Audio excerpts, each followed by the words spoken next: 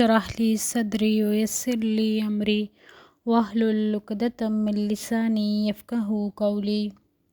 السلام علیکم ورحمۃ اللہ وبرکاتہ۔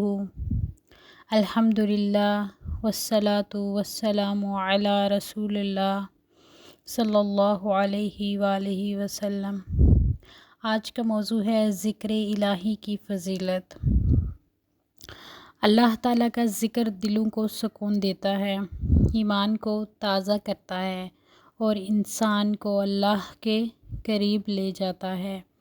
قرآن و حدیث میں ذکر کی بے شمار فضیلتیں بیان ہوئی ہیں، آئیے ان پر غور کرتے ہیں۔ ذکر کیا ہے؟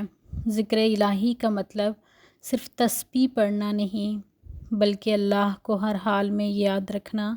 قرآن کی تلاوت، دعا، استغفار، تسبیح، تحلیل اور نماز بھی ذکر میں شامل ہیں۔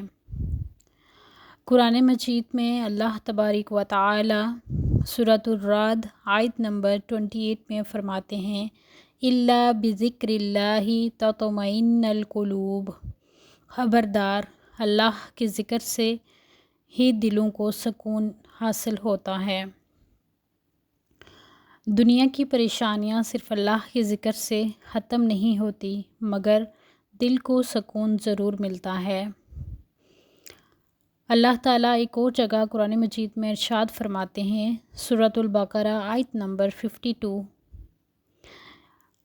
فاذکرونی اذکرکم، تم میرا ذکر کرو میں تمہیں یاد رکھوں گا۔ اللہ تعالیٰ اپنے ذکر کرنے والے بندوں کو اپنی رحمت اور مدد سے نوازتا ہے۔ نبی کریم صلی اللہ علیہ وآلہ وسلم نے فرمایا، اللہ تعالیٰ فرماتا ہے، میں اپنے بندے کے ساتھ ہوتا ہوں جب وہ میرا ذکر کرتا ہے۔ ایک اور جگہ نبی پاک صلی اللہ علیہ وآلہ وسلم نے فرمایا، اللہ کا ذکر کرنے والا اور نہ کرنے والا ایسے ہیں جیسے زندہ اور مردہ۔ آئیے دیکھتے ہیں ذکر الہی کے فوائد کیا ہیں۔ ذکر الہی کے فوائد: نمبر 1، دل کو سکون ملتا ہے۔ نمبر 2، گناہ معاف ہوتے ہیں۔ نمبر 3، اللہ کی رحمت نازل ہوتی ہے۔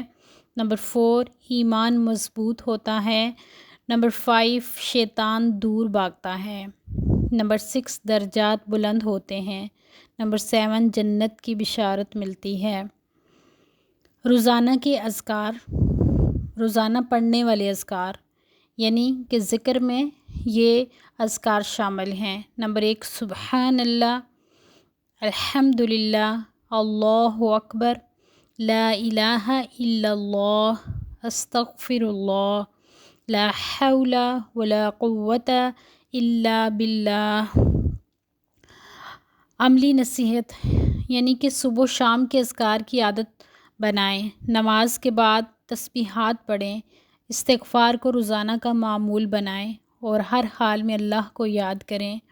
اللہ تبارک و تعالی سے دعا ہے کہ اللہ تعالی ہمیں کثرت سے اپنا ذکر کرنے والا، شکر کرنے والا اور شکر گزار اور اخلاص کے ساتھ عبادت کرنے والا بندہ بنائے۔